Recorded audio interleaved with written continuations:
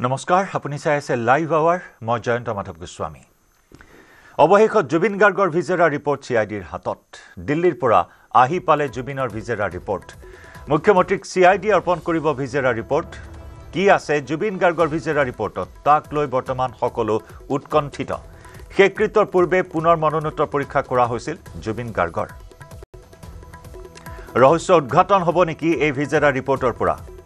তাকে লৈ মুহূৰ্তত জল্পনা কল্পনা সকলোৰে মাজত বৃদ্ধি পাইছে কাৰণ অধীৰ অগ্ৰহেৰে সকলোৱে অপেক্ষা কৰি আছে জুবিন গাৰ্গৰ ন্যায়লৈ এই ন্যায় প্ৰক্ৰিয়াৰ ক্ষেত্ৰত এতিয়া এই ভিজেৰা ৰিপৰ্ট কেনেদৰে সহায়ক হয় তাৰ বাবে সকলো উৎসুক সকলো উৎকণ্ঠিত ইতিমধ্যে দিল্লীৰ পৰা আহি পাইছে এই বিশেষ ৰিপৰ্ট চিআইডিৰ হাতত ইতিমধ্যে এই ৰিপৰ্ট আহিছে মুখ্যমন্ত্ৰীক চিআইডি অৰ্পণ কৰিব ভিজেৰা ৰিপৰ্ট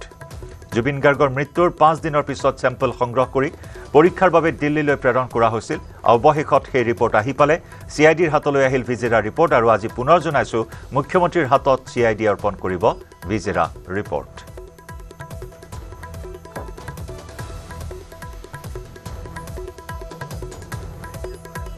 আমাৰ সতীৰ্থ সাংবাদিক বিৰিঞ্চি কুমাৰ ডেকাৰ সৈতে সংযুক্ত হৈছো বিৰিঞ্চি আজিৰ দিনটোৰ বিশেষ খবৰ গুৰুত্বপূৰ্ণ খবৰ সেয়া হৈছে যে ভিজেৰা ৰিপৰ্ট তদন্ত প্ৰক্ৰিয়াত বিশেষভাৱে সহায়ক হ'ব এই ৰিপৰ্ট গতিকে মুখ্যমন্ত্ৰীক অৰ্পণ কৰাৰ কথা আজি চিআইডিয়ে জয়ন্ত চাওক আচলতে জুবিন গাৰ্গৰ যি মৃত্যু সেই মৃত্যুৰ পিছতে ছিংগাপুৰত যিহেতু পোষ্টমৰ্টম ৰিপৰ্ট কৰা হৈছিল কিন্তু তাৰ পাছত যেতিয়া অসমলৈ লৈ অহা হ'ল তাত সজুৰে আচলতে সকলোৱে সেই মুহূৰ্তত দাবী উত্থাপন কৰিলে যে জুবিন গাৰ্গৰ দ্বিতীয়বাৰৰ কাৰণে জিএমচিএইচত তেওঁৰ মৰণোত্তৰ পৰীক্ষা কৰিব লাগে আৰু সেই দাবীৰ প্ৰতি সন্মান জনাই মুখ্যমন্ত্ৰীগৰাকীয়ে দ্বিতীয়বাৰৰ কাৰণে আচলতে মৰণোত্তৰ পৰীক্ষা কৰিলে আৰু তাৰ পৰা আচলতে ভিজেৰা ৰিপৰ্ট দিল্লীৰ যি ফৰেনচিক আছে সেই ফৰেনচিকলৈ আচলতে প্ৰেৰণ কৰা হ'ল আৰু তাৰ যি প্ৰতিবেদন কালি নিশাৰ ভাগত চিআইডিৰ হেডকোৱাৰ্টাৰত আহি যিহেতু তেওঁলোকৰ যি বিভাগীয় যিসকল লোক আছে তেওঁলোকে ইয়াত জমা দিছে আৰু সেই জমা দিয়া ৰিপৰ্টটো আজি দিনৰ ভাগত মুখ্যমন্ত্ৰীৰ হাতত তেওঁলোকে অৰ্পণ কৰিব আৰু মুখ্যমন্ত্ৰীগৰাকীয়ে হয়তো সেই তাৰে এটা ৰিপৰ্ট গৰিমা গাৰ্গৰ হাতত হয়তো তুলি দিয়াৰ সম্ভাৱনা আছে কিয়নো ভিজেৰা ৰিপৰ্টত কি ধৰণৰ কথা উল্লেখ আছে যিহেতু এই গোটেই তদন্ত প্ৰক্ৰিয়াত এই ৰিপৰ্টটোৱে যথেষ্ট পৰিমাণে সহায় কৰিব তদন্তকাৰী বিষয়াক যে কি ধৰণৰ কি তাত আচলতে জুবিন গাৰ্গক কোনো বিষ পান কৰোৱা হৈছিল নেকি বা কেনেধৰণৰ কাৰক থাকিব পাৰে জুবিন গাৰ্গৰ মৃত্যুত সেই সকলোখিনি কথা তাত যিহেতু উল্লেখ থাকিব গতিকে সেই কথাখিনি জনাৰ যিহেতু অধিকাৰ আছে গৰিমা শইকীয়া গাৰ্গৰ গতিকে তেওঁৰ হাতত হয়তো মুখ্যমন্ত্ৰী তৎপৰতাত হয়তো সেই প্ৰতিবেদন তেওঁৰ হাতত দিব পাৰে আৰু মুখ্যমন্ত্ৰীয়ে সেই সকলোখিনি প্ৰতিবেদন চোৱাৰ পাছত যিহেতু চিআইডিয়ে যি ধৰণৰ এই মুহূৰ্তলৈকে আজিৰ দিনটোলৈকে যিখিনি তদন্ত কৰিছে সেই তদন্ত প্ৰক্ৰিয়াত এই ৰিপৰ্টটোৱে এনেধৰণৰ আচলতে সহায়ক হ'ব যদিহে যিহেতু শেখৰজ্যোতি গোস্বামী অভিযোগ কৰিছিল যে সিদ্ধাৰ্থ শৰ্মাই বিহপান কৰা হৈছে বুলি তেওঁ অভিযোগ কৰিছে আৰু ইতিমধ্যে দেখা পোৱা গৈছিল যে সেইখিনি সময়ত এটা ৰিপৰ্ট আহিছিল যে জুবিন গাৰ্গৰ শেষৰ সময়ত তেওঁ মুখেৰে ফেন ওলাইছিল মুখেৰে যি তেওঁ গাহৰি মাংস খাইছিল সেই গাহৰি মাংস টুকুৰা ওলাই গৈছিল গতিকে সেই সকলোখিনি কথা যিহেতু এই ভিজেৰা ৰিপৰ্টত স্পষ্ট হ'ব যে প্ৰকৃততে জুবিন গাৰ্গে সেই ইয়টত এই পাৰ্টি কৰাৰ সময়ত তেওঁ কি খাইছিল বা তাৰ পূৰ্বে তেওঁ কি কি আহাৰ গ্ৰহণ কৰিছিল তাত তেনেকুৱা কোনো বিষাক্ত কোনো কেমিকেল আচলতে তাত কোনো দিছিল নেকি সেই সকলোখিনি কথা স্পষ্ট হ'ব দ্বিতীয়তে যি ধৰণৰ তদন্ত প্ৰক্ৰিয়া যিহেতু চলি আছে বৰ্তমানলৈকে যিহেতু 28 গৰাকী ব্যক্তিক এই মুহূৰ্তলৈকে যিহেতু জেৰা কৰি থকা হৈছে গতিকে সেই 28 গৰাকী ব্যক্তিৰ পৰা চিআইডি আচলতে বিভিন্ন ধৰণৰ তেওঁলোকৰ পৰা পৃথকে যিসমূহ তেওঁলোকক জেৰা কৰা যিসমূহ তথ্য সেই তথ্যসমূহৰ ভিত্তিত এটা কথাত আচলতে উপনীত হ'বলৈ কাৰণে গৈ আছে চিআইডি যে জুবিন গাৰ্গৰ যিটো আচলতে মৃত্যুৰ হৈছে সকলোৱে এই মুহূৰ্তত এটা কথা কৈ আছে যে ন্যায় লাগে গৰিমা গাৰ্গেও কালি নিশাৰ ভাগত গৈ সোণাপুৰত উপস্থিত হৈ সেই কথাখিনি ৰাইজলৈ আহ্বান জনাইছে সকলোৱে সজোৰে দাবী উত্থাপন কৰক যে জুবিন গাৰ্গে ন্যায় পাব লাগে গতিকে এই জুবিন গাৰ্গৰ মৃত্যুৰ আঁৰৰ কাৰণটো এই মুহূৰ্তত চিআইডিয়ে বিচাৰি আছে যিহেতু জুবিন গাৰ্গৰ আন কাৰো লগত কোনো ধৰণৰ শত্ৰুতা নাছিল গতিকে এই ক্ষেত্ৰত প্ৰধান আৰু মূল কাৰণটোৱে হ'ব যে আৰ্থিক যিখিনি আচলতে লেনদেন সেই কথাখিনি যিহেতু স্পষ্ট হৈছে যে কি ধৰণে শেখৰজ্যোতি গোস্বামী আৰু সিদ্ধাৰ্থ শৰ্মাই জুবিন গাৰ্গক লুটিপুটি খাইছিল সেই কথাখিনি কালি দিনটোতো বহুখিনি কথা ওলাইছে যে নতুনকৈ ষ্টুডিঅ' বনোৱাৰ নামত লাখ লাখ টকা তেওঁলোক দুজনে কম দামী বস্তু লগাই দি তেওঁলোকে নিৰ্ধাৰিত সেই দামটো আচলতে জুবিন গাৰ্গৰ পৰা লৈছিল কিন্তু সেই জুবিন গাৰ্গে যে সেই টকাখিনি তেওঁৰ পৰা যে দিছিল কিন্তু ক'ত কি বস্তু লাগিছিল সেই সকলোখিনি কথা কেৱল জানিছিল সিদ্ধাৰ্থ শৰ্মা আৰু শেখৰজ্যোতি গোস্বামীয়ে গতিকে আৰু সমান্তৰালভাৱে সিদ্ধাৰ্থ শৰ্মাই বিভিন্ন ধৰণৰ তেওঁৰ যিসমূহ বিজনেছ আছে সেই বিজনেছত যে সেই টকাসমূহ লগাইছিল সেই কথাখিনি স্পষ্ট হৈছে গতিকে এই কাৰণটোৱে বিচাৰি আছে CIDয়ে যে জুবিন গাৰ্গৰ মৃত্যুৰ কাৰণটো হয়তো সেই আৰ্থিক লেনদেন বা সেই কথাখিনি জুবিন গাৰ্গে গম পায় ছিংগাপুৰৰ পৰা উভতি আহি সিদ্ধাৰ্থ শৰ্মাক যেহেতু বিচৰাৰ কথা আছিল সেই কথাখিনি পোহৰলৈ আহিছে গতিকে সেইটোৱে আছে অন্যতম কাৰণ আছিল নেকি যে জুবিন গাৰ্গে যিখিনি হিচাপ আছিল সেই হিচাপ বিচৰাৰ বাবে হয়তো সিদ্ধাৰ্থ শৰ্মাৰ মূৰৰ কামৰণি হ'ল বা শেখৰজ্যোতি গোস্বামীৰ চৰিত্ৰটো ওলাই পৰিব বুলি তেওঁলোক আচলতে সেইখিনি সময়ত যথেষ্ট সন্দিহান হ'ল যাৰ ফলত তেওঁলোকে এই ধৰণৰ এটা শ্ল' পয়জন দি জুবিন গাৰ্গক তিলকৈ মৃত্যুৰ মুখলৈ ঠেলি দিলে গতিকে সেই সকলোখিনি যিহেতু এটা অভিযোগৰ ভিত্তিত তদন্ত বৰ্তমানলৈকে চলি আছে গতিকে এই বিচাৰৰ ৰিপৰ্টটো যিহেতু আজি সেই বিচাৰৰ ৰিপৰ্টটো পৰীক্ষা কৰিব CIDৰ তদন্তকাৰী বিষয়াসকলে গতিকে সেই বিচাৰৰ ৰিপৰ্টেই আচলতে সকলোখিনি কথা পোহৰলৈ আনিব জুবিন গাৰ্গৰ মৃত্যুৰ আঁৰত প্ৰকৃততে সেই বিষপান কৰাইছিল নে অন্য কোনো কাৰকৰ বাবে জুবিন গাৰ্গৰ মৃত্যু হ'ল তেওঁৰ বডিত আচলতে কি কি পোৱা গৈছে সেই সকলোখিনি কথা স্পষ্ট হ'ব এই বিচাৰৰ ৰিপৰ্ট যেতিয়া CID তদন্তকাৰী বিষয়াসকলে প্ৰতিটো দফা যেতিয়া পঢ়ি চাব সেই সকলোখিনি কথা পোহৰলৈ আহিব কিমান বিশ্বাসঘাতক হ'ব পাৰে বিৰিঞ্চি জুবিন গাৰ্গৰ হুৱে বামে থকা জুবিন গাৰ্গে নিজতকৈ বিশ্বাস কৰা সেই শেখৰজ্যোতি গোস্বামী সেই সিদ্ধাৰ্থ শৰ্মা কেনেদৰে লুটিপুটি খালে ষ্টুডিঅ' নিৰ্মাণৰ নামত মাইক্ৰফোনৰ নামত সেই কথা ইতিমধ্যে জল পটপটকৈ ওলাই পৰিল সাপক গাখীৰ খুৱাই ৰখাৰ দৰে এই দুই বিষাক্ত সাপক পুহি ৰাখিছিল জুবিন গাৰ্গৰ সৰলতাৰ সুযোগ লৈছিল সেয়া এই বিষয়সমূহ এটা এটাকৈ এতিয়া পোহৰলৈ আহি আছে আনুষাংগিক এইসমূহ খবৰ সমান্তৰালকৈ মূল বিষয়টো হৈছে যে তদন্ত SRT তদন্ত এটা সঠিক শুদ্ধ পথত তদন্ত আগবাঢ়িবলৈ হ'লে ছিংগাপুৰৰ সেইসকল অসমীয়া আহিব লাগিব কিন্তু এনেকুৱা খবৰ আহিছে বিৰিঞ্চি যে ছিংগাপুৰ আৰক্ষীয়ে তদন্ত অব্যাহত ৰাখিছে এই বিষয়টোক সমান্তৰালভাৱে ছিংগাপুৰ আৰক্ষীয়েও এনেকুৱা ধৰণৰ নিৰ্দেশনা দিয়াৰ খবৰ আহিছে যে ছিংগাপুৰ আৰক্ষীক অৱগত নকৰাকৈ প্ৰবাসী অসমীয়াসকলে ছিংগাপুৰ এৰিব নোৱাৰিব কোনো ধৰণৰ মন্তব্য কৰিব নোৱাৰিব সামাজিক মাধ্যমত ছ'চিয়েল মিডিয়া প্লেটফৰ্মত এনে ধৰণৰ খবৰো আহিছে গতিকে এই বিষয়টোৱে তদন্ত প্ৰক্ৰিয়াৰ ক্ষেত্ৰত ন্যায়ৰ ক্ষেত্ৰত আৰু কিছু বিলম্ব ঘটাব নেকি জয়ন্ত চাওক আচলতে এই কথাখিনি কৈছে মই আচলতে সেই কথাখিনি ক'ব খুজিছো যে যিগৰাকী সুস্মিতা গোস্বামী মহানগৰী চানমাৰীত ঘৰ এগৰাকী যুৱতী ছাত্ৰী যে তেওঁ যিহেতু তাত গৈ অধ্যয়ন কৰি আছিল সেই ছাত্ৰীগৰাকী পিতৃয়ে টেলিফোনিক বাৰ্তালাপত যিখিনি কথা কৈছে সেই কথাখিনি যে কিমান দূৰ গ্ৰহণযোগ্য সেই কথাখিনি কিন্তু প্ৰশ্নবোধক আছে কিয়নো যিহেতু তেওঁ এবাৰ কয় যে তেওঁৰ জীয়ৰীৰ লগত কোনো ধৰণৰ যোগাযোগ হোৱা নাই কিন্তু দ্বিতীয়বাৰত তেওঁ এটা কথা কয় যে জীয়ৰীয়ে তেওঁৰ লগত যোগাযোগ কৰি তাত কি কি হৈছে সকলোখিনি কথা কৈ আছে কিন্তু দেখা পোৱা গৈছে যে তেওঁলোকক যে সেইখিনি সময়ত যে সেইখিনি কথা নুই কৰিব নাই যে যিখিনি সময়ত জুবিন গাৰ্গৰ মৃত্যু হ'ল সেইখিনি সময়তে তেওঁলোকক পৃথকে জেৰা কৰিল সেই কথাখিনি অমিত প্ৰভা মহন্ত ইতিমধ্যে কৈছে যে তেওঁলোকক যি ধৰণে সোধা পোছা কৰিব লাগিছিল তেওঁলোকৰ যিখিনি ষ্টেটমেণ্ট ল'ব লাগিছিল যিখিনি তাৰ তথ্য তাত ল'ব লাগিছিল সেই আৰক্ষীয়ে ইতিমধ্যে ল'লে কিন্তু কি কাৰণত এগৰাকী সুস্মিতা গোস্বামীয়ে সমন পায়ো আজি পৰ্যন্ত তেওঁ যিহেতু এগৰাকী ছাত্ৰী তেওঁ তাৰে আৱাসীও নহয় তেওঁ প্ৰবাসী অসমীয়াও নহয় তেওঁ কেৱল পঢ়িবৰ কাৰণে তাত গৈছিল আজিলৈকে তেওঁ এই আজি 23টা দিন উকলি গ'ল মৃত্যুৰ সেইখিনি সময়ত তেওঁ একমাত্ৰ এগৰাকী যুৱতী আছিল যি অমিত প্ৰভাৰ লগত সেই য়ট পাৰ্টিত তেওঁ আছিল হাঁহি খিকিন্দালি কৰি আছিল তেওঁৰ মোবাইলত সকলোখিনি ভিডিঅ' হৈছিল আনটো মোবাইল অমিত প্ৰভাৰ মোবাইলত সেইখিনি হৈছিল আৰু সেই সকলোখিনি কথা তেওঁ ভালকৈ জানে ইতিমধ্যে তেওঁৰ পিতৃ মাতৃও সেই কথাখিনি স্পষ্টকৈ জানে তেওঁৰ যে তেওঁলোকৰ যে জীয়াৰীয়ে তাত সেই পাৰ্টিটোত গৈছিল দুটা চিট খালী আছিল সেই দুটা চিটত সেই অসম এছ'চিয়েশ্যনৰ লোকসকলে তেওঁক যে লগ ধৰিছিল সেই কথাখিনি স্পষ্টকৈ ইতিমধ্যে কৈছে সেইগৰাকী যুৱতীয়ে যে জুবিন গাৰ্গৰ ন্যায়ৰ ক্ষেত্ৰত যিহেতু কিমান দুৰ্ভাগ্যজনক কথা বিৰিঞ্চি কিমান দুৰ্ভাগ্যজনক কথা যে এগৰাকী সম্পদ অসমৰ সম্পদ যি নেকি সুৰক্ষামূলক কোনো ব্যৱস্থা নোলোৱাকৈ তেনেধৰণৰ পানীত সাঁতুৰিবলৈ লৈ যোৱা হৈছিল ইয়ট পাৰ্টিৰ আয়োজন কৰা হৈছিল ষড়যন্ত্ৰ কৰা হৈছিল নানান অভিযোগ সন্মুখলৈ আহি আছে কেনেধৰণৰ ষড়যন্ত্ৰ কেনেধৰণৰ অৱহেলা সেয়া ভিডিঅ'ৰ জৰিয়তে ৰাইজে প্ৰত্যক্ষ কৰিছে তদন্ত চলি আছে কিন্তু দুৰ্ভাগ্যৰ বিষয় যে এই শিল্পীগৰাকীক ন্যায় প্ৰদান কৰিবৰ বাবে পত্নীয়ে বাৰে বাৰে কাকুতি কৰিবলগীয়া হৈছে গৰিমা গাৰ্গে বাৰে বাৰে অনুৰোধ কৰিবলগীয়া হৈছে সেইসকল প্ৰবাসী অসমীয়াক কিন্তু তথাপিতো তেওঁলোকৰ গাৰ নোম এডালো এতিয়াও লৰা নাই তেওঁলোকৰ সেইখিনি সৌজন্যতা এতিয়াও অহা নাই সেইখিনি সহানুভূতি এতিয়াও জগোৱা নাই তেওঁলোকে যে এই ন্যায় প্ৰক্ৰিয়া তেওঁলোকে সহযোগ কৰক তাৰ পৰিৱৰ্তে সেইসকল ষড়যন্ত্ৰকাৰীক যেন হাত উজানহে দিছে এইসকল প্ৰবাসী অসমীয়াই আনকি ভিডিঅ' কনফাৰেন্সৰ প্ৰস্তাৱো নাকচ কৰা হৈছে জয়ন্ত ছাৰ সেই কথাখিনি আচলতে জুবিন গাৰ্গৰ মৃত্যুৰ কাৰণে প্ৰথম আৰু মূলতঃ দায়ী কিন্তু সেইসকল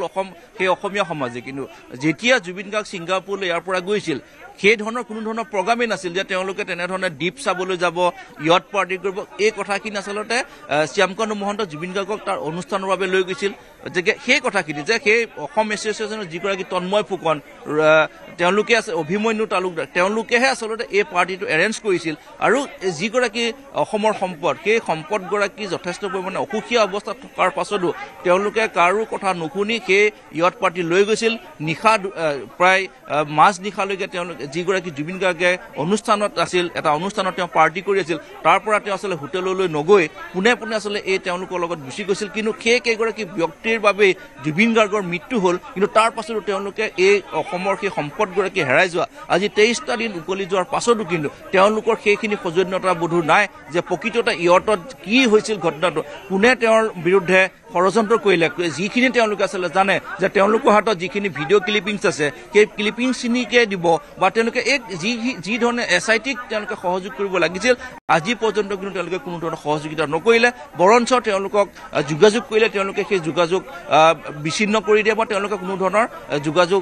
SITৰ লগতে হওক বা যিকোনো লোকে তেওঁলোকৰ লগত যোগাযোগ কৰিব খুজিছে কিন্তু তেওঁলোকে যোগাযোগ নকৰে তেওঁলোকে কেৱল মাত্ৰ এটা কথা দোহাই দিয়ে যে ছিংগাপুৰ আৰক্ষীয়ে তেওঁলোকক কথা ক'বলৈ মানা কৰিছে ছিংগাপুৰ আৰক্ষীয়ে তেওঁলোকক জেৰা কৰি আছে এই কথাখিনি আচলতে কয় কিন্তু ছিংগাপুৰ আৰক্ষীয়ে যে আজি তাৰিখলৈকে তেওঁলোকক জেৰা কৰি থকা নাই বা তেওঁলোকৰ মোবাইল ফোনসমূহ যে ৰাখি থোৱা নাই সেই কথাটো স্পষ্ট কিন্তু তেওঁলোকক ফোন কৰিলে সেই ফোনসমূহত ৰিং হয় তেওঁলোকে কথা পাতে কিন্তু অসমৰ পৰা কৈছো বুলি ক'লে তেওঁলোকে সেই ফোনটো কাটি দিয়ে গতিকে এই কথাখিনি যেনেকৈ মিঠাচাৰৰ যে আচলতে সেই কথাটো প্ৰায় নিশ্চিত গতিকে এই ক্ষেত্ৰত SITয়ে কঠোৰ হ'ব তেওঁলোকে SIT আৰু যিখিনি পদক্ষেপ ল'ব লাগে সেই সকলোখিনি পদক্ষেপ লৈ আছে যে পৰৱৰ্তী সময়ত তেওঁলোকক কি ধৰণে আচলতে ছিংগাপুৰৰ পৰা অসমলৈ আহিবৰ কাৰণে ব্যৱস্থা কৰে যে তেওঁলোক আহিবলৈ বাধ্য হ'ব সেইখিনি কাম SIT ইতিমধ্যে কৰি আছে হয়তো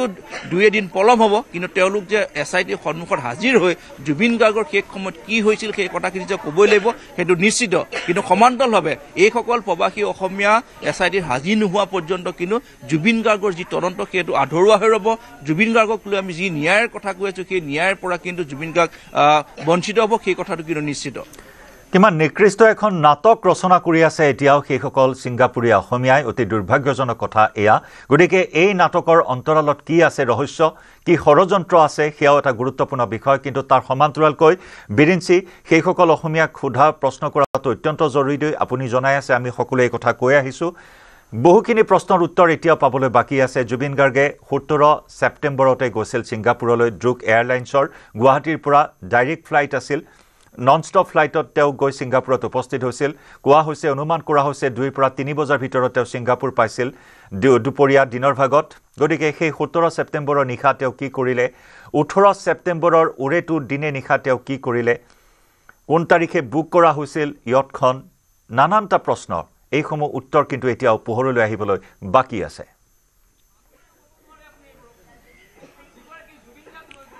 নিশ্চয় জন্ত সেইখিনি কথা যে যিখিনি সময়ত ইয়ট পাৰ্টিত থকা হৈছিল সেইখিনি সময় হাতে হাতে দেখা পোৱা গৈছিল যে বিদেশী যি খুৰা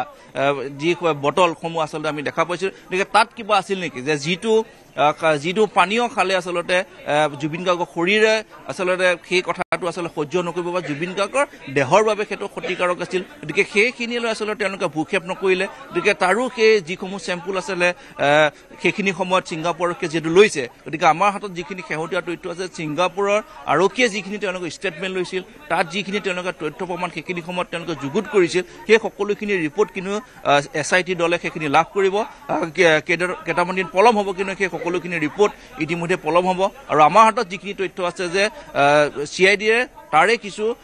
ক্লিপিংছ তাৰ CCTV ক্লিপিংছ হওক বা এনেধৰণৰ কিছু ক্লিপিংছ কিন্তু CIDৰ হাতত ইতিমধ্যে আহি পৰিছে গতিকে সেইসমূহ পৰীক্ষা নিৰীক্ষা কৰি আছে কিন্তু প্ৰথম কথাটো হৈছে যে এইসকল লোক যেতিয়ালৈকে সুশৰীৰে আহি CIDৰ কাৰ্যালয়ত যেতিয়ালৈকে হাজিৰ নহ'ব তেতিয়ালৈকে কিন্তু জুবিন গাৰ্গৰ এই তদন্ত প্ৰক্ৰিয়াটো আধৰুৱা হৈ ৰ'ব কিয়নো অমিত প্ৰভা মহন্ত শেখৰজ্যোতি গোস্বামী সন্দীপন গাৰ্গ সিদ্ধাৰ্থৰ সময় কিমান দূৰলৈকে সঁচা কথা কৈছে এইখিনি লোকে ৰহস্যজনক সেই কথাখিনি তেওঁলোকে প্ৰত্যেক দিনে তেওঁলোকে তাৰ পৰা অহাৰ পৰাই মিছা মাতি আছে SITৰ কাৰ্যালয়ত যেতিয়া তেওঁলোক 5 বাৰৰ কাৰণে তেওঁলোক সোধা পোছা কৰি থকা হৈছিল সেইখিনি সময়ত তেওঁলোকে মিছা মাতিছে কিন্তু যেতিয়া মুখামুখিকে তেওঁলোকক বহুৱাই লৈ যেতিয়া সোধা পোছা কৰিছে তেতিয়া কিছু কিছু কথা তেওঁলোকে সঁচা কথা কৈছে কিন্তু তাতো তেওঁলোকৰ সময়ৰ নিশ্চিতভাৱে বিৰেঞ্চি মিছাৰ ওপৰত মিছা মাতি সমগ্ৰ তদন্ত প্ৰক্ৰিয়াতে যেন আউল লগাই আছে এইসকল অভিযুক্ত এইসকল ষড়যন্ত্ৰকাৰী অতি শীঘ্ৰে এইসকলৰ মুখা যাতে SITয়ে সোনকালে খুলিবলৈ সক্ষম হয় তাৰ বাবে সকলোৱে অপেক্ষা কৰি আছে এই মুহূৰ্তত বিৰেঞ্চি আমি ধন্যবাদ জ্ঞাপন কৰিছোঁ পৰৱৰ্তী সময়ত আৰু অধিক তথ্য লাভ কৰিম সংযুক্ত হ'ম পৰৱৰ্তী সময়ত জুবিন ক্ষেত্ৰত সেৱালৈ কান্দি কান্দি ন্যায় বিচাৰিলে পত্নী গৰিমা শইকীয়া গাৰ্গে সকলোকে প্ৰতিদিনেই #JusticeForJubin Garg লিখি ন্যায়ৰ বাবে প্ৰাৰ্থনাৰ আহ্বান জনালে গৰিমা গাৰ্গে 22 দিন পাছতো কি ঘটিছিল নাজানিলো বুলি পুনৰ আক্ষেপ প্ৰকাশ আমি শান্তি মাজেৰে ন্যায় বিচাৰিছো আমি অশান্তি বিচৰা নাই গৰিমাৰ প্ৰাৰ্থনাৰ সময়ত জুবিনৰ সমাধিত উঠিল জয় জুবিন দা ধ্বনি জুবিন ক্ষেত্ৰত উপস্থিত হ'ল পত্নী গৰিমা শইকীয়া গাৰ্গ এয়া শুকুৰবাৰে নিশাৰ দৃশ্য হঠাৎ শুকুৰবাৰে নিশা জুবিন ক্ষেত্ৰত উপস্থিত হৈ প্ৰাণৰ শিল্পীগৰাকীক শ্ৰদ্ধাঞ্জলি জনালে তেওঁৰ স্বামীক শ্ৰদ্ধাঞ্জলি জ্ঞাপন কৰি হুকহুকাই কান্দি উঠিল হাতীমুৰাৰ সমাধি ক্ষেত্ৰত এক শোকাকুল পৰিৱেশে বিৰাজ কৰিলে এক আধ্যাত্মিক পৰিৱেশ প্ৰাণৰ শিল্পীগৰাকীলৈ শ্ৰদ্ধাঞ্জলি জনাই প্ৰতিটো দিনে প্ৰতি নিশাই নাম প্ৰসংগ অব্যাহত আছে আৰু তাৰ মাজতে এক শোকাকুল পৰিৱেশ জয় জুবিন দা ধ্বনি কালজয়ী গীত যি প্ৰাৰ্থনাত পৰিণত হৈছে মায়াবিনী ৰাতিৰ বুকুত গালে অনুৰাগীসকলে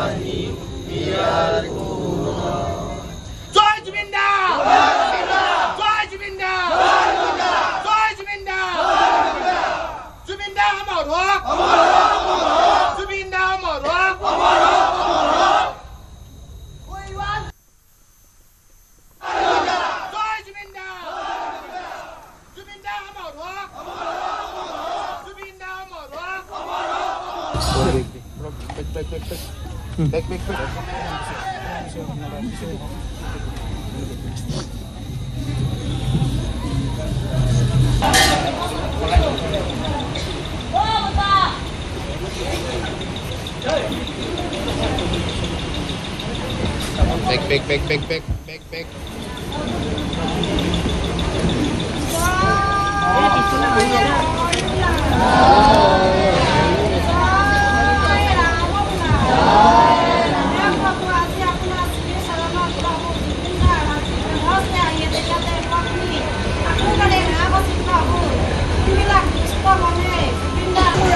প্ৰাৰ্থনা আছে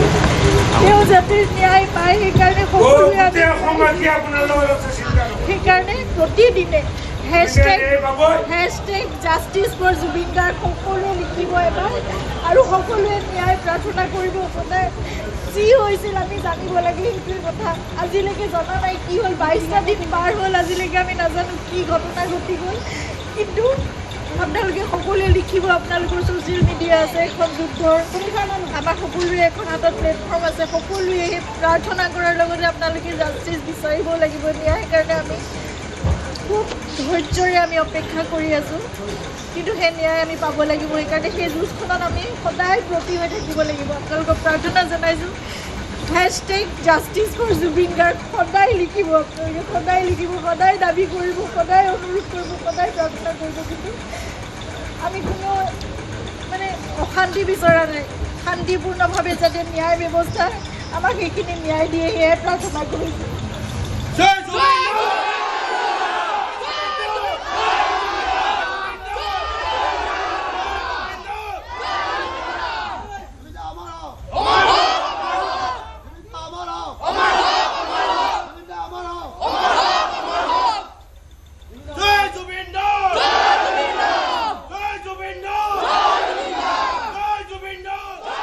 কিমান জটিল তথা যন্ত্ৰণাময় সময় এয়া পাৰ কৰিছে পত্নী গৰিমা গাৰ্গে আৰু সমাধিত গৈ যেন ন্যায়ৰ বাবে প্ৰাৰ্থনা কৰিলে জুবিন ক্ষেত্ৰত গৈ পত্নীয়ে পুনৰ ন্যায়ৰ বাবে প্ৰাৰ্থনা কৰিলে লগতে অসমবাসী ৰাইজক অনুৰাগীক আহ্বান জনালে প্ৰতিদিনে #JusticeForJubin Garg লিখি যাবলৈ সমাধি ক্ষেত্ৰৰ পৰা আমাৰ সতীৰ্থ সাংবাদিক হীৰকজ্যোতি মালাকাৰ সৈতে আমি সংযুক্ত হৈছোঁ হীৰক এই মুহূৰ্তত কেনেকুৱা পৰিৱেশ জুবিন ক্ষেত্ৰৰ চক যেহেতু 22টা দিন উকলিয়াই 23টা দিনত ভৰি দিলে আৰু 23টা দিনত ভৰি দিয়াৰ পিছতো কিন্তু এই জুবিন যি ক্ষেত্ৰ আছে জুবিন ক্ষেত্ৰ যদি চাব যায় প্ৰত্যেক দিনা অজস্ৰ লোকে ভিৰ কৰা দেখিবলৈ পোৱা গৈছে আৰু এই মুহূৰ্তত মই যেহেতু জুবিন ক্ষেত্ৰত উপস্থিত আছো জুবিন ক্ষেত্ৰৰ পুৱাভাগৰ পৰিৱেশ দেখাইছো এয়া দেখিছে আপুনি সকলোৱে প্ৰিয় শিল্পীজনক স্মৰণ কৰাৰ উদ্দেশ্যেৰে এই মুহূৰ্তত অহা দেখিবলৈ পোৱা গৈছে আৰু যি সময়ত আচলতে এই যি ৰাষ্ট্ৰীয় ঘাইপথেদি যায় বিভিন্ন স্থানলৈ যাত্ৰা কৰে সেই সময়তে কিন্তু প্ৰত্যেকজন লোকে গাড়ী ৰখাই এই জুবিন ক্ষেত্ৰত জুবিন গাৰ্গক স্মৰণ কৰিবলৈ আহে বা জুবিন গাৰ্গৰ প্ৰতি শ্ৰদ্ধাঞ্জলি জ্ঞাপন কৰা প্ৰত্যেকটো দিনাখনে এনেদৰে দেখিবলৈ পোৱা গৈছে আৰু বিশেষকৈ জুবিন গাৰ্গৰ ন্যায়ৰ দাবী কৰিছে সকলোৱে ন্যায়ৰ দাবী কৰিছে আৰু কালি পত্নী গৰিমা গাৰ্গ আহি ইয়াত যিহেতু ন্যায়ৰ দাবী কৰিছিল আৰু ন্যায়ৰ দাবী কৰি তেখেতে সকলোকে আহ্বান জনাইছে যে #JusticeForJubin লিখিবলৈ সকলোকে অনুৰোধ জনাইছে আৰু কাটৰভাৱে অনুৰোধ জনাইছে যে আমি ন্যায় পাব লাগিব আৰু ন্যায়ৰ বাবে যিহেতু SIT সকলো ধৰণৰ কাম কাজ কৰি আছে কিন্তু তেওঁ কৈছে যে SIT যিমান ক্ষিপ্ৰতাৰে কাম কৰে সিমানে সোনকালে ন্যায় লাভ কৰিব বুলি এটা কথা স্পষ্টকৈ প্ৰকাশ কৰিছে এই মুহূৰ্তত আমি জুবিন ক্ষেত্ৰৰ পৰিৱেশ দেখাইছো এয়া দেখিছে আপুনি প্ৰিয় শিল্পীজনক স্মৰণ কৰাৰ বাবে সকলো এই মুহূৰ্তত বিভিন্নজন লোক ওলাই অহা দেখিবলৈ পোৱা গৈছে সকলোৱে আচলতে কোনো লোকে চাকি বন্তি জ্বলাইছে আৰু এক প্ৰকাৰ যদি চাব যায় মৰ্দি সদৃশ পৰিৱেশৰ ইয়াত সৃষ্টি হোৱা দেখিবলৈ পোৱা গৈছে আমি বিভিন্নজন লোক আছে তেওঁলোকৰ সৈতে আমি কথা পাতিম ক'ৰ পৰা আহিছে তিতাবৰ ক'ৰবাত গৈছিলে আমি গুৱাহাটীলৈ আহি আছো গুৱাহাটীলৈ আহি এবাৰ চাবলৈ আহিলে এবাৰ চাই যাম বুলি আহিলো কি ক'ব মৰমৰ শিল্পী আছিলে আৰু মই অহা নাই প্ৰথম আহিছো এবাৰ চাম বুলি আহিছো আৰু ন্যায় ব্যৱস্থাটো যেনেদৰে তেওঁতো ন্যায় পাবই লাগিব ৰাইজৰ আশীৰ্বাদ আছে তেওঁ ন্যায় পাবই লাগিব ধন্যবাদ জ্ঞাপন কৰিছো বাইদেউ ক'ৰ পৰা আহিছে অলপ আমি হাজো ৰামদিয়াৰ পৰা আহিছো আৰু জুবিন দাৰ ওচৰলৈ আহিছো আৰু তেওঁ ন্যায় পাতো বিচাৰো তেওঁৰ কাৰণে আমি বৰ দুখিত 23টা দিন ভৰি দিলে গতিকে সকলো ন্যায়ৰ অপেক্ষাত কেনেধৰণে আচলতে কি আপোনালোকে চাব আহিছে ক'ৰ পৰা আহিছে আমি হাজো ৰামদিয়াৰ পৰা আহিছে জুবিন দাক স্মৰণ কৰাৰ উদ্দেশ্যে আহিলে ন্যায় ব্যৱস্থাটো কেনেদৰে হ'ব লাগে বুলি ভাবে ভাল হ'ব লাগে ধন্যবাদ জ্ঞাপন কৰিছো এয়া দেখিছে বিভিন্ন লোকৰ পৰা আহিছে আৰু জুবিন গাৰ্গক শ্ৰদ্ধাঞ্জলি জ্ঞাপন কৰিব আহিছে এয়া দেখিছে আপুনি কেনেদৰে আচলতে চাকি বন্তি ধূপ লৈ আহিছে জুবিন গাৰ্গক শ্ৰদ্ধাঞ্জলি জ্ঞাপন কৰাৰ উদ্দেশ্যে আমি তেওঁলোকৰ সৈতেও কথা পাতিম ক'ৰ পৰা আহিছে বাইদেউ অলপ আমি খোৱাঙৰ পৰা আহিছে এই সমাধি ক্ষেত্ৰ বুলি আহিলে হয় ন্যায় ব্যৱস্থা চৰকাৰে যেনেদৰে চলাইছে তাত আশ্বস্ত নে আপোনালোকে অলপ ক্ষিপ্ৰ হ'ব লাগে ন্যায় লাভ কৰিব লাগে কালি গৰিমা শইকীয়া গাৰ্গে এটা কথা কৈছে যে #JusticeForJubin লিখিবলৈ সকলোকে আহ্বান জনাইছে ধন্যবাদ জ্ঞাপন কৰিছো ক'ৰ পৰা আহিছে আমি খোৱাঙৰ পৰা আহিছে ন্যায় ব্যৱস্থাটো কেন্দ্ৰীয় হোৱা বুলি হ'ব লাগে বুলি ভাবে আৰু যিহেতু কালি পত্নীও এটা গৰিমা শইকীয়া গাৰ্গেও এটা কথা স্পষ্টকৈ এই সমাধি ক্ষেত্ৰতে কৈছে যে ন্যায় ব্যৱস্থা ক্ষিপ্ৰতাৰে হ'ব লাগে আৰু সকলোৱে যাতে #JusticeForJubin লিখিবলৈ কৈ আছে হয় সেইটো আমিও সমৰ্থন কৰিছোঁ অলপ ক্ষিপ্ৰ হ'ব লাগে আৰু #JusticeForJubin Garg সেইটো আমি লিখিম বুলি ভাবিছোঁ ধন্যবাদ জ্ঞাপন কৰিছো আৰু ইয়াত দেখিছে আমি যি জুবিন ক্ষেত্ৰৰ পৰিৱেশ দেখাই আছো পুৱাৰ ভাগৰ পৰিৱেশ আৰু যিসকল লোক আহিছে অসমৰ বিভিন্ন স্থানৰ পৰা লোকসকল আহিছে তেওঁলোকে চাকি বন্তি জ্বলাব আহিছে প্ৰিয় শিল্পীজনক স্মৰণ কৰিবলৈ আহিছে আৰু পুৱাৰ ভাগৰ এই যি দৃশ্য দেখিছে কিন্তু এই পুৱাৰ ভাগৰ পৰা চাব যায় নিশা 2-3 বজালৈকে কিন্তু এনেধৰণে লোকে ভিৰ কৰা দেখিবলৈ পোৱা গৈছে আমি যিহেতু 22টা দিন উকলি গ'ল 22টা দিন উকলি যোৱাৰ পিছত আজি 23টা দিনত ভৰি দিছে আৰু 23টা দিন ভৰি দিয়াৰ পিছত আচলতে আচলতে এনে পৰিৱেশ দেখিবলৈ পোৱা গৈছে আৰু বিশেষকৈ ন্যায় ব্যৱস্থাটোৰ কথা ক'ব বিচাৰিম যে সকলোৱে ন্যায় বিচাৰিছে আৰু ন্যায়ৰ তদন্ত ক্ষিপ্ৰতাৰে হ'ব লাগে বুলি এটা কথা স্পষ্টকৈ প্ৰকাশ কৰিছে SIT ইতিমধ্যে 7জন লোকক এই ঘটনাৰ লগত জড়িত যিহেতু 7জন লোকক গ্ৰেপ্তাৰ কৰিছে কিন্তু 7জন লোকক গ্ৰেপ্তাৰ কৰাৰ পিছতো আচলতে জুবিন গাৰ্গৰ মৃত্যু কেনেদৰে হ'ল আচলতে সেয়া আচলতে এই মুহূৰ্তলৈকে স্পষ্টকৈ ওলোৱা নাই তাৰ বাবে গৰিমা শইকীয়া গাৰ্গে কালি স্পষ্টকৈ আচলতে এই স্থানতে কৈছিল যে তেওঁৰ লাখুটি লৈ হলেও অনুৰাগী আহিছে এবাৰ জুবিন গাৰ্গৰ প্ৰাণৰ শিল্পীগৰাকীক শ্ৰদ্ধাঞ্জলি জনাবলৈ হয় প্ৰাণৰ শিল্পীগৰাকীক যিহেতু শ্ৰদ্ধা জনাবৰ বাবে সকলো লোক ওলাই আহিছে ক'ৰ পৰা আহিছে অলপ বৰাগাঁও পশ্চিম বৰাগাঁৱৰ পৰা আহিছে প্ৰথমবাৰৰ কাৰণে আহিলে ইয়ালৈ মই প্ৰথমবাৰ ল'ৰাটো আহিছিলে আগতে কেনেদৰে ন্যায় পাব লাগে বুলি ভাবে জুবিন উপযুক্ত ন্যায় পাব লাগে ন্যায় পালে ভাল পাম আনন্দ পাম অসম পুলিচে যিখিনি বা ৰাজ্য চৰকাৰে যিখিনি কৰিছে তাতে আশ্বস্ত নে আপোনালোক নহয় এতিয়ালৈকে ধৰিব পৰা হোৱা নাই অলপ খেলি মেলি হৈ আছে মনত ন্যায় পাব লাগে ধন্যবাদ জ্ঞাপন কৰিছো সকলোৱে বিচাৰিছে যে ন্যায় পাব লাগে বাইদেউ ক'ৰ পৰা আহিছে মই মৰিগাঁৱৰ পৰা আহিছোঁ জুবিন দাক স্মৰণ কৰাৰ কাৰণে আহিলে হয় আজি সৈতে দুদিনে আহিলোঁ তথাপিও জীয়াই থকালৈকে আহিয়ে থাকিম বহুত ভাল লাগে নিজৰ দেহাতকৈও বেছি আপোন যেন লাগে ইয়াত আহিলে জুবিন গাৰ্গ থকা নিচিনা লাগে এনেই মনতে সেইটো ভাৱ আহিয়ে থাকে ভাল লাগে কিন্তু নাইকিয়া হৈ যোৱাৰ কাৰণে আমি বহুত দুখিত আৰু উপযুক্ত ন্যায় পাব লাগে সেইটোৱে কামনা কৰিছোঁ ভগৱানৰ ওচৰত ধন্যবাদ জ্ঞাপন কৰিছোঁ সকলোৱে বিচাৰিছে উপযুক্ত ন্যায় পাব লাগে ক'ৰ পৰা আহিছে আমি গুৱাহাটী বেলতলাৰ পৰা আহিছোঁ উপযুক্ত ন্যায় পাব লাগে নহয় জানো হয় একদম সঁচা কথা ন্যায় পাব লাগে এনেকুৱাতো হ'ব নালাগিছিল নহয় এইটো বৰ বেয়া লগা দুখ লগা কথা হ'ল বেয়া লাগিছে মনটো আহি পেলাই ধন্যবাদ থাকি এয়া দেখিছে আমি পৰিৱেশ যিটো দেখাই আছোঁ লগতে কথা পাতি আছোঁ ক'ৰ পৰা আহিছে শিৱসাগৰ নামটিৰ পৰা আহিছে ইয়ালৈ প্ৰথমবাৰ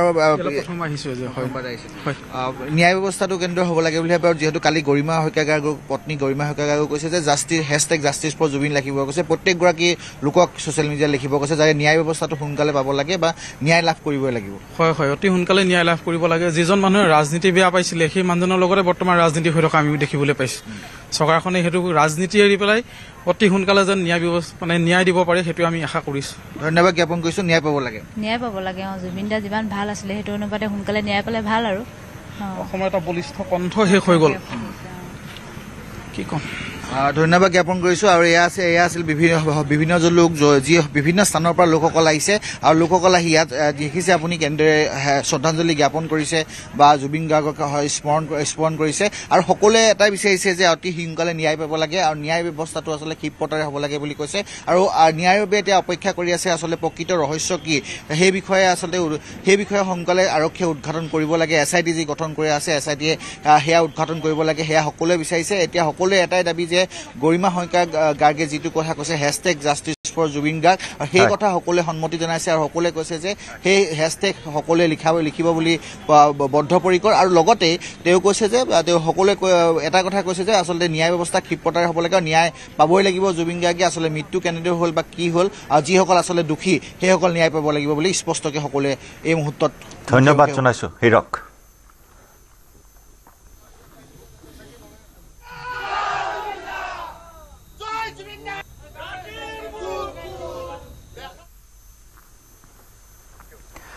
জুবিন ক্ষেত্ৰৰ পৰা গৰিমা গাৰ্গে অসমৰ ৰাইজক উদ্দেশ্যি কান্দি ন্যায়ৰ বাবে অনুৰোধ জনোৱাৰ পাছতে যতীন বৰা ছ'চিয়েল মিডিয়াত পোষ্ট গৰিমা গাৰ্গক উদ্দেশ্যি যতীন বৰাই দিলে সাহস লিখিলে গৰিমা তুমি ভাগি নপৰিবা তুমি সাহস নেহেৰুৱাবা এই মুহূৰ্তত তুমিয়ে হৈছা সমগ্ৰ অসমবাসীৰ সাহস তোমাৰ শিৰত আমি প্ৰত্যেকেই জুবিনক দেখা পাওঁ তোমাৰ চকুত বাৰে চকুলো দেখা পালে আমি বৰ কষ্ট পাওঁ আমি জানো তুমি এগৰাকী অত্যন্ত সাহসী নাৰী লগতে আমি সকলোতো আছোৱেই তোমাৰ কাষত ন্যায় নোপোৱালৈকে আমি কোনো ক্ষান্ত নহওঁ জুবিনে ন্যায় পাবই লাগিব সকলোৱে এতিয়া জুবিন গাৰ্গৰ ন্যায়ৰ দাবীত সোচ্চাৰ হৈছে পত্নী গৰিমা গাৰ্গৰ যেন এই আৱেগিক মুহূৰ্তত কোনেও সহ্য কৰিব পৰা নাই এতিয়া সকলোকে ছ'চিয়েল মিডিয়াত #জাষ্টিছ ফৰ জুবিন গাৰ্গ লিখি থাকিবলৈ অনুৰোধ জনালে পত্নী গৰিমা শইকীয়া গাৰ্গে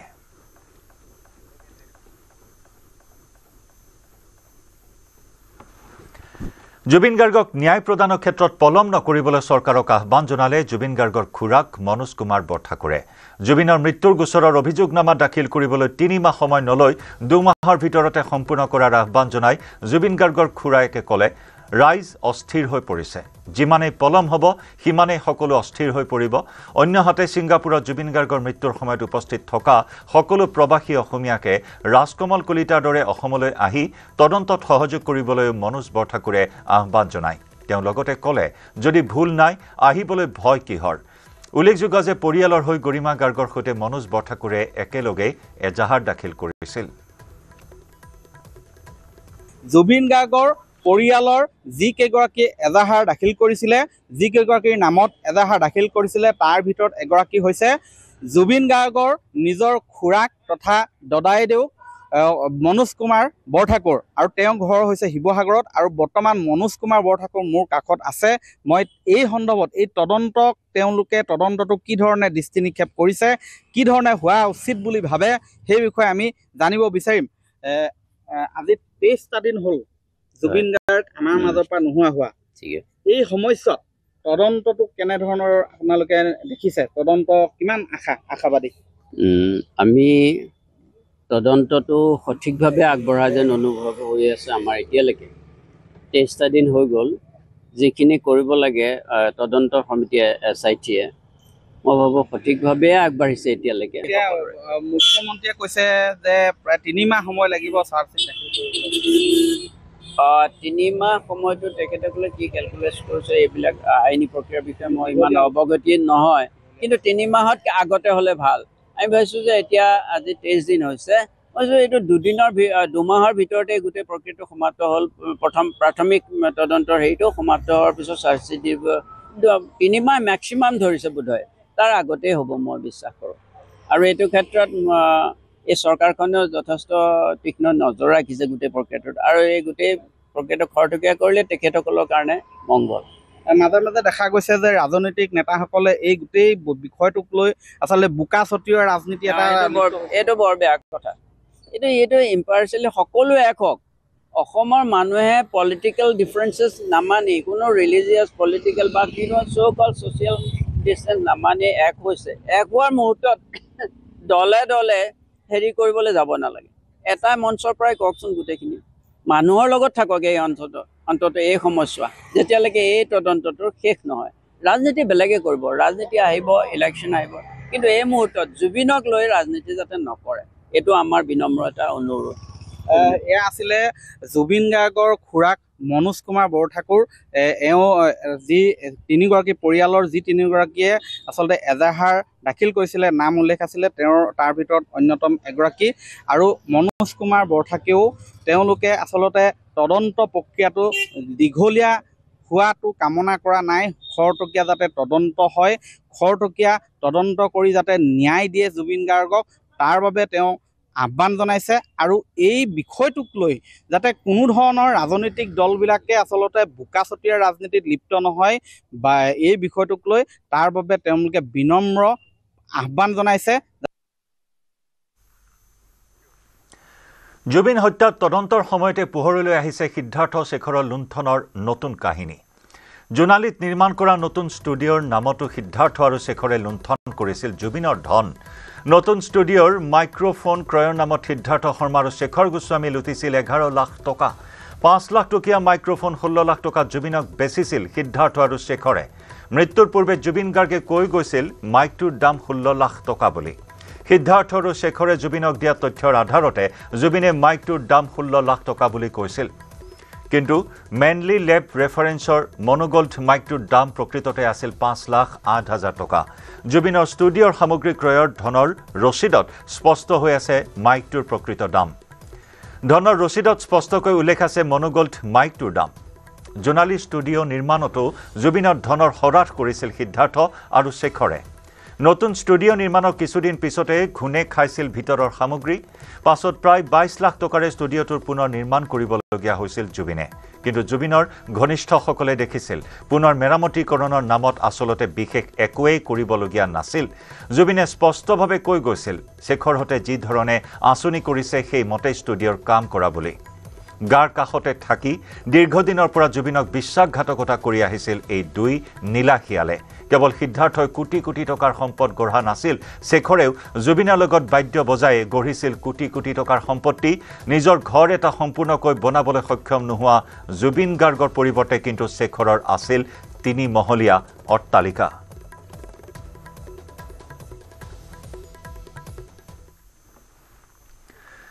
জেবি কনষ্ট্ৰাকশ্যনৰ নামত জলজীৱন মিছনত ঠিকাৰ কামত সিদ্ধাৰ্থ শৰ্মাৰ নাম সাঙুৰ খোৱাক লৈ প্ৰতিক্ৰিয়া প্ৰকাশ কৰিছে জুবিন গাৰ্গৰ বন্ধু বংকিম ৰায়মেধি আৰু জয়ন্ত কাকতিয়ে ঠিকাৰ কামত কোনো কাৰণত সিদ্ধাৰ্থ জড়িত নহয় বুলি মন্তব্য বংকিমৰ জুবিন গাৰ্গে বংকিমৰ ব্যৱসায়ৰ ধন বিনিয়োগ কৰিছিল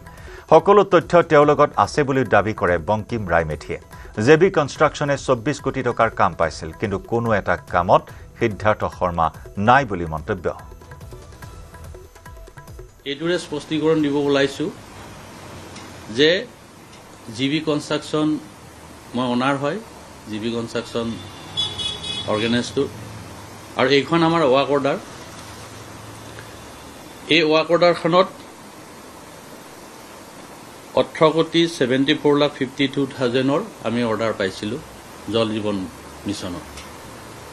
আৰু এইটো PHC ডিপাৰ্টমেণ্টৰ পৰা আৰু এই নিউজটো যিটো কথা কৈ আছে কোনোবা এজন মুছলমান সম্প্ৰদায়ৰ ইঞ্জিনিয়াৰে আমাক কামটো দিছে এইটো গোকাত মিছা কথা 2 নম্বৰ কথা সিদ্ধাৰ্থ শৰ্মা এই কামটোত কোনো ধৰণে কোনো পক্ষৰ পৰা জড়িত নহয় প্ৰত্যক্ষই হওক পৰোক্ষই হওক কোনো পধ্যে এই কামটোত জড়িত নহয় কামটো মোৰ নামত আছে আমি লগ হৈ কৰিছোঁ মই আগতে কৈছোঁ যে জুবিন গাৰ্গে মোৰ যিবিলাক কাম কৰোঁ সেই কামবিলাখনত তেওঁ বিনিয়োগ কৰিছিল আৰু বিনিয়োগ কৰাৰ উদ্দেশ্য এটাই আছিলে যে অসমত আমি প্ৰতিখন জিলাতে বৃন্দাবন ছুপাৰমাৰ্ট খুলিম বৃন্দাবন ছুপাৰমাৰ্টৰ উদ্দেশ্য লক্ষ্য সামূহিয়া হিচাপে ৰুক্মিণী গাঁৱত আমি আগতেই ব্যক্ত কৰিছোঁ আপোনালোকৰ সংবাদকৰ্মীসকলো আহিছিলে ৰাইজ আহিছিলে শুভাকাংক্ষীসকল আহিছিলে বৃন্দাবন ছুপাৰমাৰ্টৰ উদ্দেশ্য এইটোৰে গণকণ্ঠ হিয়াৰ আমঠু জুবিন গাৰ্গবিহীন 22টা দিন কোনেও কল্পনা কৰা নাছিল প্ৰাণৰ শিল্পীগৰাকী হঠাৎ আমাৰ মাজৰ পৰা নোহোৱা হৈ যাব কোনেও কল্পনা কৰা নাছিল প্ৰতিজন অসমীয়াৰ শিৰাই শিৰাই প্ৰবাহিত হৈ থকা জুবিন গাৰ্গ আৰু সেই জুবিন গাৰ্গৰ গীতে আজীৱন প্ৰতিজন অসমীয়াক প্ৰাণোচ্ছল কৰি ৰাখিব অসমীয়াৰ হৃদয়ত স্থান দিয়া জুবিন গাৰ্গৰ মৃত্যুৰ পাছতে তেখেতৰ সোঁৱৰণত শ্ৰদ্ধাঞ্জলি জনাই বোকাখাটত অনুষ্ঠিত কৰিলে ভাওনা শুকুৰবাৰে বোকাখাটৰ বৃহত্তৰ কৈলাখাট গাঁৱত ৰাইজে একত্ৰিত হৈ কৈলাখাট নাট্য মন্দিৰত আদ্য শ্ৰাদ্ধৰ লগতে নিশালৈ অনুষ্ঠিত কৰিলে ভাওনা বিশ্বজিতৰ ধৰ্ম পৰীক্ষা নামৰ ভাওনা প্ৰদৰ্শন কৰে কৈলাখাট গাঁৱৰ ৰাইজে প্ৰতিগৰাকী ভাওৰীয়া আৰু ৰাইজে প্ৰাণৰ শিল্পীগৰাকীৰ মৃত্যুৰ উচিত তদন্তৰ লগতে দোষীক দৃষ্টান্তমূলক শাস্তি প্ৰদানৰ বাবে চৰকাৰ তথা প্ৰশাসনক আহ্বান জনায় শিল্পীগৰাকীৰ তদন্ত প্ৰক্ৰিয়া দীঘলীয়া নকৰি কোনো ৰাজনৈতিক ৰহণ নাখানি দোষী ব্যক্তিকেইগৰাকীক যাতে হাৰি যাব নোৱাৰে চৰকাৰী উভয় পক্ষকে ভাওৰীয়া আৰু আয়োজকে আহ্বান জনায়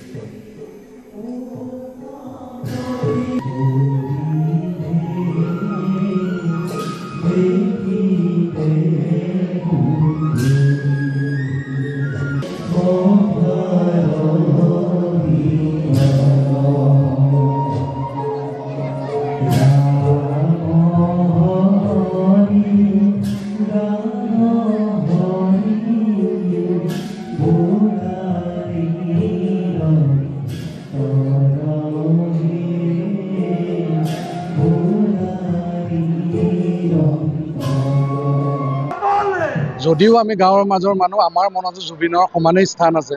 আমিও সমানেই ভাল পাওঁ আমিও সকলোৱে তেওঁক শ্ৰদ্ধা কৰোঁ তেওঁক ভক্তি কৰোঁ তেখেতৰ আকস্মিক বিয়োগে আমাৰ মাজৰ আমাৰ গোটেই গাঁওখনৰ আমাৰ অঞ্চলটোৰ মানুহখিনিকো সমানে দুখত ভাগি পৰিছিল এটা সময়ত আমি তেওঁ যেতিয়া মৃত্যুৰ পাছৰ দিনা শ্ৰদ্ধাঞ্জলি অনুষ্ঠান কৰিছিলোঁ তাৰ পাছতে আমি সকলোৱে মিলি এটা সিদ্ধান্ত লৈছিলোঁ যে যিদৰে আমি আমাৰ ঘৰৰ আটাইতকৈ বয়সস্থজনৰ মৃত্যু হ'লে আমি ভগৱানৰ ওচৰলৈ এখন ভাওনা আগবঢ়াওঁ যে তেখেতৰ আত্মাৰ চিৰশান্তিৰ বাবে তো আমি সকলোৱে সিদ্ধান্ত লৈছোঁ যে জুবিন গাৰ্গ আমাৰ অসমৰ কাৰণে অভিভাৱক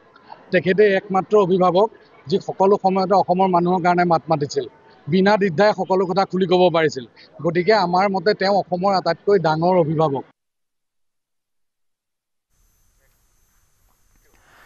আজি ঘোষণা হ'ব অসম আৰক্ষীৰ নিযুক্তি পৰীক্ষাৰ ফলাফল অসম আৰক্ষীৰ 5614টা পদৰ ফলাফল ঘোষণা কৰিব পুৱা 11:30 বজাত ঘোষণা কৰিব নিযুক্তি পৰীক্ষাৰ ফলাফল www.slpr.assam.in ত উপলব্ধ হ'ব ফলাফলসমূহ পুনৰ উল্লেখ কৰিছো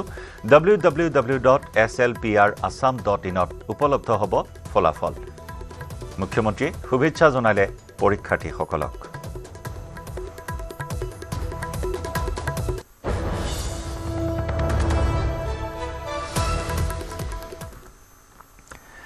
কামপুৰৰ কচুৱাৰ লুটুমাৰী সংৰক্ষিত বনাঞ্চলত অবৈধভাৱে বসবাস কৰা লোকসকলক ঘৰে ঘৰে গৈ উচ্ছেদৰ জাননী দিছে বন বিভাগে বছৰ বছৰ ধৰি লুটুমাৰী সংৰক্ষিত বনাঞ্চলত নিজকে ভূমিহীন বুলি দাবী কৰা একাংশ লোকে বেদখল কৰি বাস কৰি আহিছে শেহতীয়াকৈ ৰাজ্যৰ মুখ্যমন্ত্ৰীগৰাকীৰ নিৰ্দেশ মৰ্মে বনাঞ্চলৰ ভূমি উচ্ছেদ কৰিবলৈ বন বিভাগে জাননী প্ৰেৰণ কৰিছে 15 দিনৰ ভিতৰত ঘৰ দুৱাৰ ভাঙি চৰকাৰী ভূমি খালী নকৰিলে উচ্ছেদ চলাব ৰাজ্য চৰকাৰে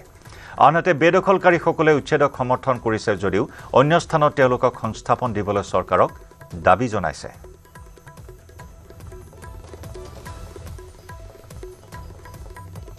কি কম চৰকাৰৰ মাটি চৰকাৰে যেতিয়া প্ৰয়োজন পৰে চৰকাৰে ল'বই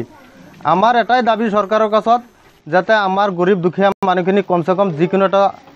সংস্থাপন দি পেলাই যাতে চৰকাৰে মাটিখিনি চৰকাৰে লৈ লয় আমাৰ ৰাজ্যৰ তৰফৰ পৰা আমাৰ এইখিনি দাবী চৰকাৰৰ ওচৰত খালি কৰাৰ মানে আমাৰ উপায় নাই আমাৰ যাবলৈ জাগা নাই আমি ক'ত যাম যিকোনো প্ৰকাৰৰ চৰকাৰে যি কৰে চৰকাৰে কৰিব আমি ইয়াতে থাকিম ইয়াতে মৰিম যি কৰিব লাগে ইয়াতেই কৰিম আমি কাইলৈ ঘোষণা হ'ব স্বাস্থ্য বিভাগৰ ফলাফল 3698 গৰাকী প্ৰাৰ্থীয়ে পাব চাকৰি 4টাকৈ বিভাগত নিযুক্তি লাভ কৰিব নিবনুৱাই পৰীক্ষাত অৱতীৰ্ণ হোৱা সকলোলৈ শুভেচ্ছা জ্ঞাপন কৰে মুখ্যমন্ত্ৰী ডক্টৰ হিমন্ত বিশ্ব শৰ্মাই পৰৱৰ্তী খবৰ অসম মেঘালয় সীমা সংঘাতক লৈ পশ্চিম কাৰ্বি আংলং জিলা বন্ধ হোজাই পশ্চিম কাৰ্বি আংলং জিলা বন্ধ আছে সীমা সংঘাতৰ প্ৰতিবাদ স্বৰূপে কোনো দল সংগঠনে বন্ধৰ আহ্বান নাই কৰা যদিও ৰাইজে আজি স্বতঃস্ফূৰ্তভাৱে পালন কৰিছে বন্ধ পশ্চিম কাৰ্বি আংলং জিলাৰ প্ৰতিখন দোকান পোহাৰ বজাৰ আদি বন্ধ হৈ আছে পশ্চিম কাৰ্বি আংলং জিলাৰ 1 ইঞ্চি মাটিও মেঘালয়ক এৰি নিদিয়াৰ দাবীত এই বন্ধ পালন ৰাইজৰ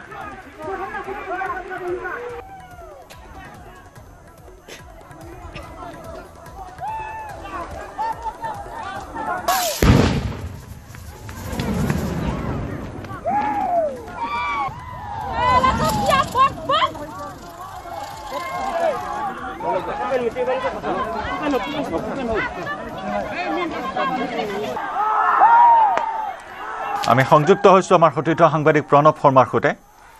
প্ৰণৱ এনেদৰে বন্ধৰ প্ৰভাৱ সৰ্বাত্মক ৰূপত পৰিলক্ষিত হৈছে ভূমি সংঘাত দীৰ্ঘদিনীয়া এই বিবাদ মীমাংসাৰ বাবে এতিয়া ৰাইজে বন্ধৰে এনেদৰে প্ৰতিবাদ সাব্যস্ত কৰিছে চাওক জয়ন্ত পশ্চিম কাৰ্বি আংলং জিলা আৰু মেঘালয়ৰ মাজত যি সীমান্তৱৰ্তী অঞ্চলসমূহ আছে তাপাত আছে খান্দুলি আছে এইবোৰ অঞ্চলত কিন্তু বিগত বহু বছৰ ধৰি তেওঁলোকৰ সীমান্তৱৰ্তী অঞ্চলসমূহত কিন্তু বিবাদ চলি আছিলে ভূমিক লৈ মানে যিবোৰ ভূমি ইতিমধ্যে পশ্চিম কাৰ্বি আংলং জিলাৰ সীমাত আছে সেই সীমাত থকা ভূমিখিনিও মেঘালয়ৰ খাচীসকলে কেতিয়াবা আহি যদি তেওঁলোকে দাবী কৰে তেওঁলোকৰ ভূমি বুলি সেই দাবী তেওঁলোকে কৰা দেখিবলৈ পোৱা যায় আৰু ইয়াৰে কইনালৈ শেহতীয়াকৈ তাপাত অঞ্চলত পশ্চিম কাৰ্বি আংলং জিলাৰ ভূমিত ইতিমধ্যে খাচী দুৰ্বৃত্ত সোমাই আহি ধান কটা কেন্দ্ৰ কৰি কিছুদিন পূৰ্বে এক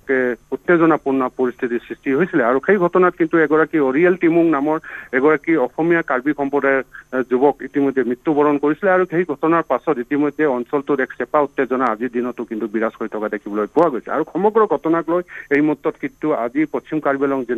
জিলা বন্ধ হৈ থকা দেখিবলৈ পোৱা গৈছে কোনো দল সংগঠনে এই বন্ধ আহ্বান কৰা নাই স্থানীয় ৰাইজসকলে নিজাববীয়াকৈ স্বতঃস্ফূৰ্তভাৱে সকলো দোকান পোহাৰ বজাৰ হাট বজাৰ আদি সকলো এই মুহূৰ্তত কিন্তু বন্ধ হৈ আছে আৰু সামগ্ৰিক ঘটনাক লৈ স্থানীয় ৰাইজসকলেও কিন্তু তেওঁলোকে প্ৰতিবাদ কৰা বন্ধৰ জৰিয়তে প্ৰতিবাদ কৰা এই মুহূৰ্তত দেখিবলৈ পোৱা গৈছে তেওঁলোকৰ এটাই দাবী হৈছে পশ্চিম কাৰ্বি আংলং জিলাৰ 1 ইঞ্চি ভূমি যাতে মেঘালয়ক যাতে এৰি দিব নোৱাৰে সেয়া তেওঁলোকে দাবী উত্থাপন কৰিছে আৰু ইতিমধ্যে ঘটনাস্থলীলৈ আইজিবি গাঞ্জাৱালাও ইতিমধ্যে গৈ সেই স্থানত পৰিদৰ্শন কৰিছে বিধায়কগৰাকী পৰিদৰ্শন কৰিছে সমান্তৰালভাৱে স্বায়ত্তশাসিত কাৰ্বি আংলঙৰ যি CM আছে তুলিৰাম ৰংহাঙেও কিন্তু সমগ্ৰ ঘটনা কিন্তু ইতিমধ্যে প্ৰতিক্ৰিয়া প্ৰকাশ কৰি কৈছে যে কাৰ্বি আংলঙৰ ভূমি কিন্তু 1 ইঞ্চিও মাটি এৰি দিয়া নহ'ব সকলো পক্ষকে কিন্তু সংযমৰ আহ্বান জনোৱা এই মুহূৰ্তত পৰিলক্ষিত হৈছে যদিও কিন্তু সামগ্ৰিক ঘটনাক লৈ কিন্তু তাপাত অঞ্চলত এতিয়াও চেপা উত্তেজনা বিৰাজ হৈ থকা দেখিবলৈ পোৱা গৈছে জয়ন্ত ধন্যবাদ প্ৰণৱ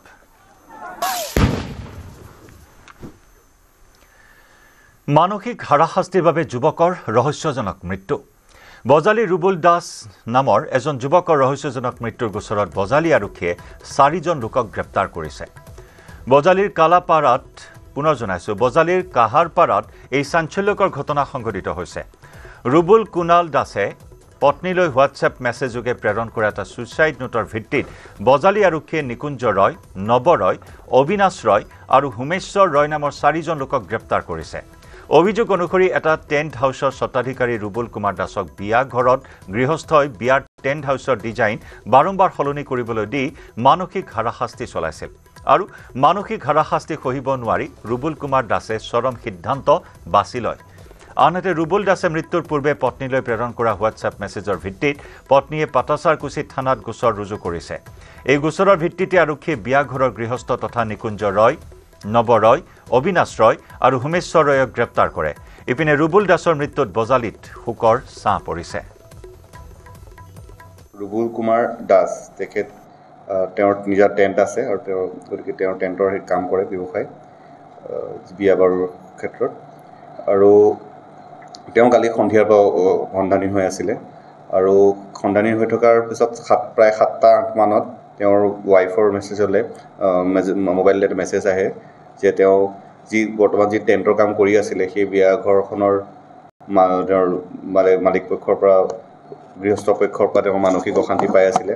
খনে খনে ডিজাইন চেঞ্জ কৰিবলৈ কৈছিলে আৰু বিভিন্ন ইনষ্ট্ৰাকশ্যন দি আছিলে আৰু বেয়া ব্যৱহাৰ কৰিছিলে গতিকে মানসিক চাপ সৃষ্টি হৈছিলে তেওঁ লিভাৰ মেনেজ কৰিব পৰা নাছিলে গতিকে সেইকাৰণে তেওঁ এনে সিদ্ধান্ত ল'বলৈ বাধ্য হ'ল বুলি তেনেকুৱা মেছেজ হোৱাটছএপত দিলে আৰু তেওঁৰ নামো উল্লেখ কৰি দিলে যে কোনে কোনে তেওঁৰ মানসিক প্ৰেছাৰ চাপৰ সৃষ্টি কৰিছিলে বডিটো পোৱা গ'ল ওচৰৰে এখন এবাণ্ডন হাউচত আৰু সেই সংক্ৰান্তত তাত যিজন 4জন ব্যক্তিৰ নাম আছিলে এজন আছিলে নিকুঞ্জ ৰয় এজন নৱ ৰয় আৰু এজন আছে অবিনাশ ৰয় আৰু এজন আছে হোমেশ্বৰ ৰয় কুৰুবাহাৰ গাঁৱত তেওঁলোকৰ বিয়া এখন য'ত আছিলে তাৰে তেওঁলোকক এজন ককায়েক এজন ভিনীয়েক এনেকুৱা সম্বন্ধীয় ব্যক্তি আৰু এই গোটেইকেইজন ব্যক্তিকে কালিয়ে কৰায়ত্ব কৰা হৈছে সোধা পোছা কৰা হৈছে আজি আৰু যি জেল হাজতলৈ তেওঁলোকক ইতিমধ্যে পঠোৱা হৈছে ইয়াৰ সৈতে সময় হ'ল লাইভ আৰৰ পৰা বিদায় লোৱাৰ নমস্কাৰ